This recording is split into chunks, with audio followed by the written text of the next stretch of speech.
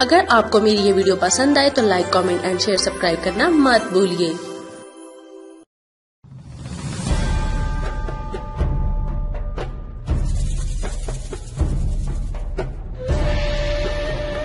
سلطنت عثمانیہ کی اگلی ایپیسوڈ کی طرف بڑھتے ہیں۔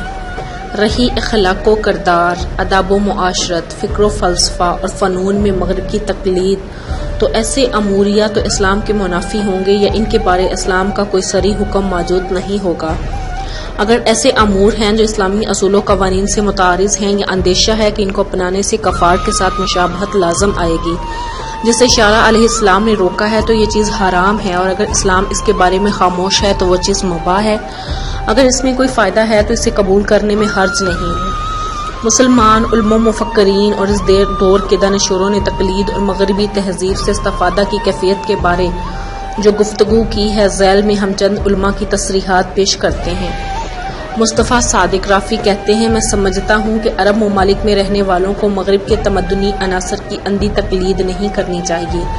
بلکہ اس سے استفادہ پوری تحقیق اور سوچ سمجھ کر کرنا چاہیے، اور اخذ و قبول سے پہلے ہر چیز کی تحقیق کا حق ادا کرنا چاہیے۔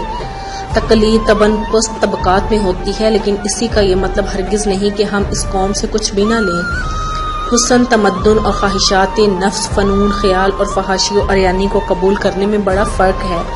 حسن البنا کہتے ہیں، سچ تو یہ ہے کہ ہم اس حقیقت سے واقف ہیں کہ ہم اسلامی تعلیمات اور دینی اصول و ضوابط سے دور ہو گئے ہیں۔ اسلام اس بات سے ہرگز نہیں روکتا کہ ہم نفع بخش چیزوں کو قبول کریں اور حکمت و دانائی جہاں سے ملے ہم اسے لے لیں، لیکن اسلام اس بات کی اجازت نہیں دیتا کہ ہم کافر جو دین سے کچھ تعلق نہیں رکھتے کے رنگ میں رنگ جائیں گے اور اپنے عقائد، اپنے فرائض، حدود، احکام چھوڑ کر اس قوم کے پیچھے چل دیں جنہیں دنیا نے آزمائش میں ڈال رکھا ہے اور جنہیں شیطانوں نے گمراہی کے راستے پر ڈال دیا ہے۔ ابو الاعلیٰ مودودی کہتے ہیں، اگر کوئی ایسی چیز ہے جو مطلوب ہے اور اس لائق ہے کہ ایک امت اسے دوسری امتوں سے لے تو وہ ہے ان کی علمی تحقیقات کے نتائج، فکری قوا کے ثمرات، ایجاد کی صلاحیت اور علمی مناہج، جن کی بدولت وہ دنیا میں ترقی کی اعلیٰ بلندیوں پر پہنچ گئے ہیں۔ دنیا کی کوئی بھی قوم ہو، اگر اس کی تاریخ، اس کے نظم و معاشرت یا اس کے اخلاق میں کوئی نفع بخش درس موجود ہے نا، تو صرف یہ ضروری ہے کہ ہم اسے اس قوم سے قبول کریں، بلکہ یہ بھی ضروری ہے کہ ہم اس قوم کی ترقی اور خوشحالی کے اسباب کا پوری دقت اور تصفح کے ساتھ جائزہ لیں، اور جو چیز ہماری ضروریات اور ہمارے حالات کے مناسب ہو اسے لے لیں۔ لیکن جب ہم ان بنیادی باتوں سے اعراض کر لیتے ہیں اور مغربی اقوام سے ان کا لباس، معیشت کے طریقے، کھانے پینے کے آلات لینا شروع کر دیتے ہیں اور یہ سمجھتے ہیں کہ ان اقوام کی ترقی اور کامیابی کا راز انہی چیزوں سے ہے، تو ہم اپنی کم عقلی، ابلہی اور حکامت کی دلیل فراہم کرتے ہیں۔ کیا کوئی عقل مند یہ یقین کر سکتا ہے کہ زندگی کے مختلف شعبوں میں مغرب نے جو ترقی اور کامیابی حاصل کی ہے، اس کی وجہ ان کی پینٹ، پتلون، ٹائی، جوتا اور ہیٹ ہے، یا یہ کہ ان کی ترقی اور تقدم کا اصلی سبب چھری کاٹنے کے ساتھ کھانا کھانا، آسان سامان آرائش، فراغ البالی، ٹوتھ پاؤڈر، ٹوتھ برش اور سرخی میں مضمر ہے؟ اگر معاملہ ایسا نہیں ہے اور ظاہر ہے ایسا نہیں ہے، تو ہمارے ہاں اصلاح کی باتیں کرنے والے ترقی یافتہ لوگ صرف انہی چیزوں پر اپنا سارا زور کیوں صرف کرتے ہیں؟ شیخ محمد امید اضواء البیان میں مغربی تہذیب کے بارے میں مسلمانوں کے موقف کو پیش کرتے ہوئے کہتے ہیں، مکمل اور قطعی چھان بین اس بات پر دال ہے کہ مغربی تہذیب نفع بخش اور نقصان دہ دونوں قسم کی چیزوں پر مشتمل ہے۔ جو چیز اس میں نفع بخش ہے تو وہ مادی پہلو سے نفع بخش ہے۔ اس تہذیب کی ترقی تمام میدانوں میں اتنی واضح ہے کہ بیان کرنے کی ضرورت نہیں۔ مادی لحاظ سے اس میں انسان کے لیے اتنے فوائد ہیں جن کا ہم تصور بھی نہیں کر سکتے۔ اس نے انسان کے لیے بہت بڑی خدمات سر انجام دی ہیں، لیکن اس حوالے سے کہ وہ ایک حیوانی جسم ہے، وہ چیز جو اس میں نقصان دہ ہے تو وہ ہے اس پہلو سے کلیتاً بے توجہی برتنا، جو ہر بلائی کی بنیاد ہے، اور یقیناً اس کے بغیر دنیا میں کوئی بلائی ہے ہی نہیں، اور وہ ہے انسان کی روحانی تربیت اور اس کے اخلاق کی تعمیر و تہذیب۔ یہ بات ذکر کرنے کے بعد کہ جو چیز نفع بخش ہے اس سے نفع حاصل کیا جائے، کہتے ہیں نبی کریم صلی اللہ علیہ وآلہ وسلم نے ابو الرقت دولی کی رہنمائی سے فائدہ اٹھایا اور سفر ہجرت میں اس کے بتائے ہوئے راستے کو اختیار کیا، حالانکہ وہ کافر تھا۔ اس دلیل سے یہ بات واضح ہو گئی کہ اسلام اور مسلمانوں کا مغربی تہذیب کے بارے طبی موقف یہ ہے کہ مادی شعبوں میں جو انہوں نے ایجادات کی ہیں ان کو حاصل کرنے میں مسلمانوں کو کوشش کرنی چاہیے، اور خالق کائنات کے بارے جو سرکشی کا ارتکاب کیا جائے اس سے بچنا چاہیے، اس سے ان کی دنیا اور آخرت دونوں سنور جائیں گی۔ لیکن افسوس ان میں اکثر مسلمانوں کا عمل مختلف ہے۔ وہ مغربی تہذیب سے اخلاق، بے راہ روی، دینی بیزاری، خالق کائنات کی اطاعت سے فرار جیسی چیزیں تو قبول کر لیتے ہیں، لیکن ایسی تحقیقات اور ایجادات سے فائدہ نہیں اٹھاتے جن میں مادی نفع ہے۔ اس طرح وہ دنیا اور آخرت دونوں میں نقصان اٹھاتے ہیں، اور یہ واضح نقصان ہے۔ سید قطب شہید کہتے ہیں، رسول کریم صلی اللہ علیہ وسلم عقیدے اور منہج اسلامی کے بارے اپنے صحابہ کرام علیہم الرضوان کے ساتھ جس قدر سختی برتتے تھے، اسی قدر تجربہ کے لیے چھوڑ دی گئی علمی زندگی کے کاموں میں تجربہ اور رائے میں آزادی دیتے تھے، تاکہ یہ لوگ زراعت اور جنگی معاملات میں اپنی رائے اور تجربہ کا آزادانہ اظہار کر سکیں، کیونکہ ایسے امور کا معاشرتی نظام کے ساتھ کوئی تعلق ہے اور نہ ہی یہ انسانی زندگی کے تنظیم کے ساتھ کوئی خاص ارتباط رکھتے ہیں۔ اعتقادی اور عام دنیوی امور میں فرق بالکل واضح ہے۔ منہج حیات الگ شے ہے اور خالص تجرباتی اور تطبیقی علوم الگ شے ہے۔ اسلام جو منہج خداوندی کے ذریعے زندگی کی رہنمائی کے لیے آیا ہے، عقل کو معرفت و آگہی کی طرف متوجہ کرتا ہے اور ہر اس مادی اعجاز سے نفع حاصل کرنے کی اجازت دیتا ہے جو اس کے مقرر کردہ منہج حیات کے دائرے میں آتی ہے۔ اس گفتگو کے بعد انہوں نے حضرت عمر فاروق رضی اللہ تعالیٰ عنہ کا واقعہ قلب بند فرمایا ہے۔ نبی کریم صلی اللہ علیہ وسلم نے ان کے پاس تورات کا کچھ حصہ دیکھا تو آپ ناراض ہوئے، حتیٰ کہ واپس لوٹ گئے، اور رسول کریم صلی اللہ علیہ وسلم کا ہی یہ ارشاد ہے کہ اہل کتاب سے کسی چیز کے بارے مت پوچھو، وہ تمہاری ہرگز رہنمائی نہیں کر سکیں گے، وہ گمراہ ہو گئے ہیں۔ یہ ہے اہل کتاب اور یہ ہے ان سے استفادہ کرنے کے بارے رسول کریم صلی اللہ علیہ وسلم کا ارشاد گرامی۔ وہ امور جن کا تعلق عقیدے، نظریے، شریعت اور اسلامی قانون سے ہے، ایسے امور میں غیر مسلموں سے رہنمائی حاصل نہیں کی جا سکتی، لیکن باقی تمام انسانی کوششوں سے استفادہ کرنے میں قطعاً کوئی حرج نہیں، لیکن ضروری ہے کہ ان کا اسلامی منہج کے ساتھ ربط پیدا کرنا جائے۔ ان کے بارے یہ اعتقاد رکھا جائے کہ اللہ تعالیٰ نے ان علوم سے آگاہ کر کے اور کائنات کو انسان کے لیے مسخر کر کے انسان پر بڑا فضل فرمایا ہے، لہٰذا ان امور سے انسان کا نفع حاصل کرنا بہترین مفاد میں ہے۔ ان سے امن و خوشحالی کو ممکن بنایا جائے اور اللہ تعالیٰ کا شکر ادا کیا جائے کہ اس نے معرفت کی نصیحت سے اور کائنات کی طاقتوں اور قوت کو مسخر کر کے ان پر فضل فرمایا، لہٰذا اس نعمت پر عبادت کر کے شکر کرنا ضروری ہے، اور اس معرفت کی طرف انسان کی مزید رہنمائی کر کے شکر ادا کرنا ضروری ہے۔ یہ تسخیر بشریت کے لیے بھلائی ہے، لیکن کفار سے عقائد، کائنات کی تفسیر، انسانی وجود کی غرض و غایت اسلوب ضروری ہیں۔ حیات، اسلامی قوانین اور شرع میں رہنمائی حاصل کرنا جائز نہیں۔ اس چیز نے اللہ تعالیٰ کے رسول کریم صلی اللہ علیہ وسلم کو ناراض کیا، اور اس طرح کی معمولی چیز بھی اللہ تعالیٰ کے رسول صلی اللہ علیہ وسلم کو پسند نہ آئی، اور یہی وہ چیز ہے جسے اللہ تعالیٰ نے امت مسلمہ کو خبردار کیا اور اسے کفر صریح قرار دیا۔ جب خلافت عثمانیہ میں ضعف اور کمزوری آ گئی تو مغرب کی تقلید کا رجحان عام ہو گیا۔ تخریبی قوتیں اسے اندر اور باہر ریزہ ریزہ کرنے کے لیے بے-تاب نظر آنے لگی، اور جب اس کمزور سلطنت کو ان زائدہ نصرانی ملکوں کے مقابلے میں اپنی کمزوری کا احساس ہوا تو ان ملکوں کی تقلید کی طرف متوجہ ہو گئی اور ان کے جدید انکشافات کو قبول کرنے میں جت گئی۔ اس تقلید کی وجہ سے مسلمانوں کے قائد و نظریات بھی متاثر ہوئے اور وہ اللہ کریم کے عطا کردہ زندگی کے حقیقی اصولوں سے دور ہوتے چلے گئے۔ مسلمانوں کی یہ سوچ میں تبدیلی آ گئی، وہ اللہ تعالیٰ کے عطا کردہ صحیح منہج سے دور ہو گئے، کفار کی سوچے سمجھے بغیر تقلید کرنے لگے۔ یہ نہ سوچا کہ ان کی ترقی اور آگے بڑھنے کے حقیقی اسباب کیا ہیں۔ ان اسباب کو جانے اور اختیار کے بغیر جد و جہد کا راستہ اپنائے اور اپنی ذاتی قوتوں پر اعتماد کیے بغیر مغرب کی اندھی تقلید میں حد سے آگے نکل گئے۔ اندھی تقلید کی فوج طاقت پکڑتی گئی، خواہشات نفسانی، داخلی انحراف اور بیرونی طاقتوں کی طرف سے کی جانے والی منظم کوششوں سے اس تقلید کو حماقت اور انتہا کی حد تک پہنچا دیا۔ مسلمان ملک یک کے بعد دیگرے اسی راہ پر گامزن ہوتے گئے، پہلے ترکی، پھر مصر، اس کے بعد شام اور ایران، سب سے آخر میں ہندوستان۔ حیرت ہے کہ عالم اسلام میں تقلید کے تمام رجحانات عسکری کمزوری اسلامی ملکوں میں سپاہ کی تنظیم کی ضرورت کے احساس کی وجہ سے شروع ہوئے۔ اسی وجہ سے مغرب پر اعتماد کے عقیدے نے جنم لیا۔ ہر وہ چیز جو مغربی تھی کافروں کے علاقے سے ہمارے ہاں آئی، چاہے وہ کتنی بری اور بھونڈی تھی، اس کو پسند کیا جانے لگا، اور ہر وہ چیز جو مشرق سے تعلق رکھتی تھی، خواہ وہ کتنی ہی اچھی اور عظیم تھی، اسے حقارت کی نظر سے دیکھا جانے لگا۔ اللہ تعالیٰ نے اپنی کتاب مبین میں اندھی تقلید سے روکا ہے، اور کئی آیات میں متعدد مواقع اور مختلف اسالیب میں ہمیں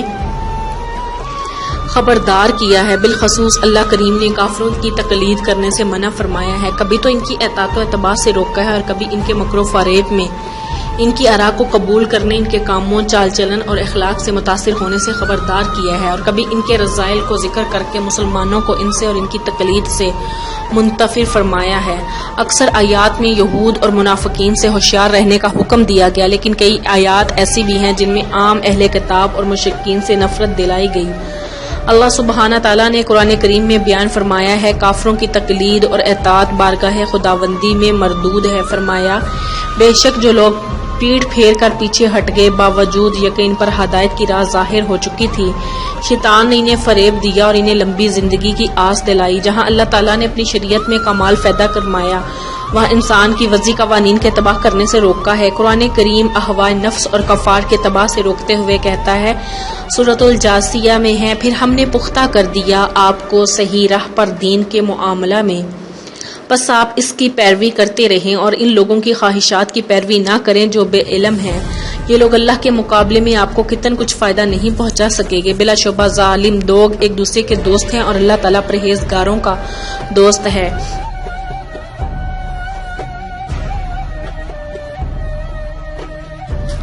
دل سے چاہتے ہیں بہت سے اہل کتاب کہ کسی طرح پھر بنا دے تمہیں ایمان لانے کے بعد کافر۔ ان کی یہ آرزو بے وجہ اس حسد کے ہے جو ان کے دلوں میں ہے،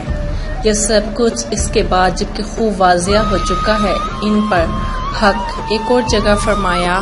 نہیں پسند کرتے وہ لوگ جو کافر ہیں اہل کتاب سے، اور نہ مشرک کے اتاری جائے تم پر کچھ بھلائی تمہارے رب کی طرف سے۔ سورۃ البقرہ کی آیت نمبر 105 میں۔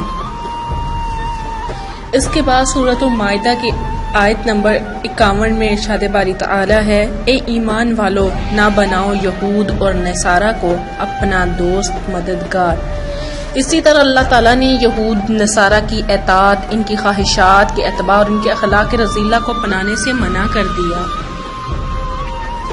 سورۃ البقرہ کی آیت نمبر 120 میں ارشاد باری تعالیٰ ہے، اور ہرگز خوش نہیں ہوں گے آپ سے یہودی اور نہ عیسائی، یہاں تک کہ آپ پیروی کرنے لگے ان کے دین کی۔ سورۃ آل عمران میں فرمایا، اے ایمان والو اگر تم کہاں مانو گے ایک گروہ کا اہل کتاب سے، تو نتیجہ یہ ہوگا کہ لوٹا کر چھوڑ دیں گے تمہیں تمہارے ایمان قبول کرنے کے بعد کافروں میں۔ سورۃ المائدہ میں فرمایا آیت نمبر 49 میں، آپ نہ پیروی کریں ان کی خواہشات کی، اور آپ ہوشیار ہیں ان سے کہیں برگزیدہ نہ کر دیں آپ کو۔ یہود نصارہ کی دوستی، ان کو پنانا، رازدار بنانے کے جو خطرات ہیں انہیں بیان کرتے ہوئے فرمایا سورۃ آل عمران کی آیت نمبر 118 میں، اے ایمان والو نہ بناؤ اپنا رازدار غیروں کو، وہ کسر نہ اٹھا رکھیں گے تمہیں خرابی پہنچانے میں، وہ پسند کرتے ہیں جو چیز تمہیں ضرر دے۔ ظاہر ہو چکا ہے بعض ان کے منہوں یعنی زبانوں سے، اور جو چھپا رکھا ہے ان کے سینوں نے وہ اس سے بھی بڑا ہے۔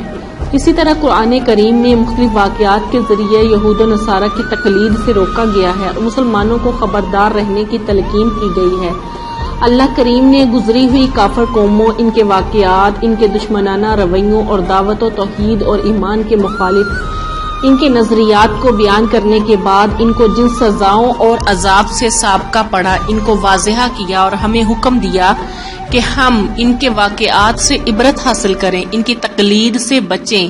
اور ان کے طریقے کو اپنانے سے اجتناب کریں۔ سورۃ الحشر میں ان کے واقعہ کو بیان کرنے کے بعد فرمایا، پس عبرت حاصل کرو اے دیدہ بینار رکھنے والو۔ سورۃ یوسف کی آیت نمبر 111 میں ارشاد ربانی ہے، بلا شبہ پہلی قوموں کے عروج و زوال کی داستانوں میں درس عبرت ہے سمجھداروں کے لیے۔ قرآن کریم میں کفار کی تقلید کے روکنے کے سلسلے میں جو آیات آئی ہیں ان کو علماء نے دو قسموں میں تقسیم کیا۔ ایک قسم وہ ہے جس میں بیان کیا گیا کہ عام امور میں مسلمانوں کی ان کی مخالفت کرنا مسلمانوں کے لیے بہت فائدے کی بات ہے، اور وہ مضمون ہے جس پر تمام آیات آیات کی دوسری قسم وہ ہے جن میں ان کی مخالفت ہی مطلوب ہے اور یہ مخالفت شرعاً فرض ہے۔ اس مضمون پر بعض آیات دال ہیں۔ رسول کریم صلی اللہ علیہ وآلہ وسلم کی کئی احادیث ہیں جن میں اندھی تقلید سے روکا گیا ہے۔ نبی کریم صلی اللہ علیہ وآلہ وسلم نے غیر شرعی امور کو اپنانے سے منع فرمایا۔ جس نے کسی قوم کی مشابہت اختیار کی وہ اسی قوم میں سے ہے۔ اسی طرح کئی احادیث ایسی ہیں جن میں کفار کی تقلید سے بالعموم اور یہود و نصارہ کی تقلید سے بالخصوص روکا گیا ہے۔ مختلف مقامات پر آپ صلی اللہ علیہ وآلہ وسلم نے فرمایا، یہودیوں کی مخالفت کرو، مشرکوں کی مخالفت کرو، یہودیوں کے ساتھ مشابہت پیدا نہ کرو۔ کفار کی تقلید سے خبردار کرتے ہوئے فرمایا، اہل کتاب سے کسی چیز کے بارے مت پوچھو، وہ ہرگز تمہاری رہنمائی نہیں کریں گے۔ وہ گمراہ ہو چکے ہیں اور تم ان کی باتوں کو تسلیم کر کے یا تو باطل کی تصدیق کرو گے یا سچ کو جھٹلاؤ گے۔ خدا کی قسم اگر موسیٰ علیہ السلام تمہارے درمیان زندہ ہوتے تو ان کے لیے بھی حلال نہ ہوتا مگر یہ کہ وہ میری اتباع کرے۔ اسی طرح مسلمانوں کو خبردار کرتے ہوئے اس بات کی طرف اشارہ کرتے ہوئے اگر مسلمان اللہ تعالیٰ کے قانون سے پہلو تحی کریں گے تو وہ یہود و نصارہ اور گمراہ قوموں کے آثار پر انحصار کریں گے تو ان کے ہاتھ کیا آئے گا۔ حضرت ابو سعید خدری رضی اللہ تعالیٰ عنہ روایت کرتے ہیں، رسول کریم صلی اللہ علیہ وآلہ وسلم نے فرمایا، تم اپنے سے پہلے لوگوں کی ضرور پیروی کرو گے، بالچت پہ بالچت، ذرا پہ ذرا، حتیٰ کہ اگر وہ گو کی حل میں بھی گھسے تو تم ان کی اتباع کرو گے۔ ہم نے عرض کیا، یا رسول اللہ، کہ یہود و نصارہ کی؟ فرمایا، اور کس کی؟ شریعت کے مقاصد میں ایک مقصد مسلمانوں کو اندھی تقلید سے روکنا ہے، کیونکہ اللہ تعالیٰ نے اپنے رسول پاک صلی اللہ علیہ وآلہ وسلم کو دین حق اور کامل رہنمائی دے کر مبعوث فرمایا ہے تاکہ وہ اس دین کو تمام ادیان پر غالب فرما دے۔ اللہ بزرگ و برتر نے شریعت کو لوگوں کے لیے کامل ٹھہرایا۔ سورۃ المائدہ میں ہے، آیت نمبر 3 میں، آج میں نے مکمل کر دیا ہے تمہارے لیے تمہارا دین اور پوری کر دی ہے تم پر اپنی نعمت اور میں نے پسند کر لیا ہے تمہارے لیے اسلام کو بطور دین۔ اللہ تعالیٰ نے شریعت اسلامیہ میں ہر دور اور ہر جگہ کے لوگوں کے تمام مسالے رکھ دیے، اس لیے کفار سے مدد حاصل کرنے، ان کی تقلید کرنے کی قطعاً ضرورت نہیں۔ یہ بات اب بالکل واضح ہو چکی ہے کہ مسلمانوں کو یورپ کی اندھی تقلید سے شخصی اعتبار سے کیا نقصان پہنچا۔ مسلمانوں کی فہم و فراست متاثر ہوئی، ان میں کمزوری آ گئی، یہ لوگ احساس کمتری کا شکار ہوئے، شکست خوردی کا احساس اجاگر ہوا، اللہ کریم کے مقرر کردہ راستے اور اللہ کی شریعت سے دور ہو گئے۔ پھر تجربہ نے یہ بات ثابت کر دی کہ کفار کو پسند کرنا، کافروں کو اپنائیت کی نظر سے دیکھنا، ان کے ہیروز اور ان کی میراث کو قدر کی نگاہ سے دیکھنا، ان کی محبت اور ان پر کامل اعتماد پیدا ہونے کا سبب ہے۔ کفار سے محبت اسلام سے دوری، مسلمان ہیروز، اسلامی میراث اور اس کے فیوز و برکات سے محرومی کا سبب ہے۔ یہی کچھ دولت عثمانیہ کے ساتھ بھی ہوا اور یہی کچھ اس کے مختلف صوبوں میں رہنے والے مسلمانوں کے ساتھ بھی ہوا۔ جب یہ لوگ خدائی پیغام سے کٹ گئے اور مغرب کے سلطانی کے سامنے سر جھکا دیے تو ان کی قدر و منزلت قصہ پارینہ بن گئی اور ان کا تعلق اسلام اور اسلامی تاریخ سے برائے نام رہ گیا۔ تقلید کا شرعی حکم اس کی نوعیت اور کیفیت کے اختلاف اور اس کے خطرات اور اثرات کی کمی بیشی کے حوالے سے مختلف ہیں۔ جس طرح کہ یہ حکم تقلید کرنے والے اور جس کی تقلید جاری ہے، ان دونوں کے درمیان شرعی تعلق اور غیر مسلموں کی تقلید کرنے کے بارے تقلید کرنے والے اعتقاد کے حوالے سے مختلف ہیں۔ جب تقلید ان عقائد کے بارے ہو جو ایمان اور نظریاتی اصول کے بارے ہیں یا شرعی قطعی احکام سے متعلق ہیں یا غیبی مسائل کے بارے ہیں تو ایسے امور میں تقلید کفر ہے، جیسے نصرانیوں کی تقلید، ان کے عقیدہ تثلیث میں، انبیاء اور ادیان کے انکار میں، اور کافر ملکوں کی تقلید حدود اللہ کو معطل بنانے میں اور یہ اعتقاد رکھنے میں کہ یہ حدود اب اس قابل نہیں رہی کہ ان کا نفاذ کیا جائے۔ جب تقلید اخلاق رذیلہ اور منکرات کے ارتکاب میں ہو تو فسق ہے، جیسے نشاور چیزوں کا استعمال وغیرہ، اور کبھی ایسی تقلید حرام کے درجہ تک پہنچ جاتی ہے جسے تہواروں میں کافروں کی تقلید، اسی طرح ان کے اجتماعات منعقد کرنا اور ان میں ان کی تقلید کرنا، اور کبھی تقلید مقررہ ہوتی ہے جیسے زندگی کے عام رویوں میں ان کی تقلید، جس میں کوئی فائدہ نہیں ہوتا، نہ یہ چیز ان کے عقیدے سے تعلق رکھتی ہے اور نہ ہی ان کا شعار ہوتی ہے۔ اگر اندیشہ ہو کہ تقلید سابقہ امور و کفر، فسق، حرام، کراہت کا سبب بن جائے گی تو صد ذرہ کے لیے اس کا حکم بھی وہی ہوگا جس کا یہ تقلید سبب بن سکتی ہے۔ بعض شروطوں کا یود کے ساتھ تقلید مباح ہے، جیسے مادی ایجادات، انسانی اور خالص تجرباتی علوم، عسکری تجربات وغیرہ میں تقلید، اور انہیں اسلامی رنگ میں رنگ کر جو چیزیں جاہلیت سے متعلق ہیں ان سے انہیں خالی کر دیا جائے تاکہ ان سے مسلمان فائدہ حاصل کر سکیں اور تاکہ یہ دینی اور دنیاوی شرعی مصالح سے متعارض نہ ہو۔ اگر ہم تاریخ عالم پر نظر کریں اور گزشتہ اقوام کے حالات و واقعات کا جائزہ لیں تو یہ حقیقت ہم پر روز روشن کی طرح واضح ہو جاتی ہے کہ کسی قوم کا دوسری قوم یا کسی امت کا دوسری امت کی تقلید کرنا دونوں کے درمیان تشابہ تفاعل کا نتیجہ بنتا ہے۔ تقلید کرنے والی قوم اپنا تشخص اور خود مختاری کھو بیٹھتی ہے اور اس کی الگ حیثیت ختم ہو جاتی ہے۔ اللہ کریم نے اپنی مخلوق میں یہ سنت جاری فرما دی ہے کہ جو قوم مغلوب اور کمزور ہوتی ہے وہ طاقتور، غالب اور فاتحہ قوم کو پسندیدگی کی نظر سے دیکھتی ہے اور اس کی تقلید کر کے اس کے اخلاق، چال چلن اور انداز حیات کو اس حد تک اپنا لیتی ہے کہ ایک وقت وہ بھی آتا ہے کہ کمزور قوم طاقتور قوم کے عقائد و نظریات، ثقافت اور تمدن اور علوم و فنون میں بھی اس کی اندھی تقلید کرنے لگتی ہے، اور اسی طرح تقلید کرنے والی قوم اپنے اجزائے ترکیبی اور اپنی تہذیب کو کھو دیتی ہے اور دوسری قوم کی دست نگری میں اپنی زندگی گزارنے لگتی ہے۔ جب ایک مغلوب قوم حالات کا صحیح ادراک نہیں کرتی اور اپنی ذاتی کوششوں اور جہادی سرگرمیوں کی مدد سے اندھی تقلید سے نجات حاصل نہیں کرتی تو لا محالہ وہ زوال و انحطاط کا شکار ہو جاتی ہے، غلامی اس کا مقدر بن جاتی ہے، اس کا تشخص پوری طرح مٹ جاتا ہے اور وہ خطرناک معاشرتی امراض، احساس کمتری، چھوٹے پن اور خود اعتمادی کے فقدان کا شکار ہو جاتی ہے اور بالآخر مکمل سیاسی اقتصادی مغلوبیت ہر میدان میں شکست خوردگی سے دوچار ہو جاتی ہے۔ جو قوام الہی پیغام کی حامل ہیں جیسے امت مسلمہ، تو ان کا کسی دوسری قوم کی تقلید کرنا دین سے بیزاری کا سبب بنتا ہے۔ ایسی قوم جہاد کی راہ ترک کر دیتی ہے، اس کی تگ و دو حنیف کی سربلندی کی بجائے دنیاوی مقاصد کے حصول کے لیے ہونے لگتی ہے۔ اندھی تقلید کا شکار قوم بدعات اور خرافات میں اپنی تمام طاقتیں صرف کرنے لگتی ہے۔ وہ ایسے قوانین، ایسے نظام ہائے حیات کے زندگی گرویدہ ہو جاتی ہے اور ایسی اخلاق کی بیماریاں اس کے وجود کو لیتی ہیں جو بالآخر اسے اپنے پیغام سے غافل کر دیتی ہیں، اور اس کی وجہ سے وہ کافر اور خدا بیزار قوموں کی محبت کا دم بھرنے لگتی ہے۔ یہ مرحلہ در حقیقت اللہ تعالیٰ کی گرفت کو آواز دینے کا مرحلہ ہوتا ہے۔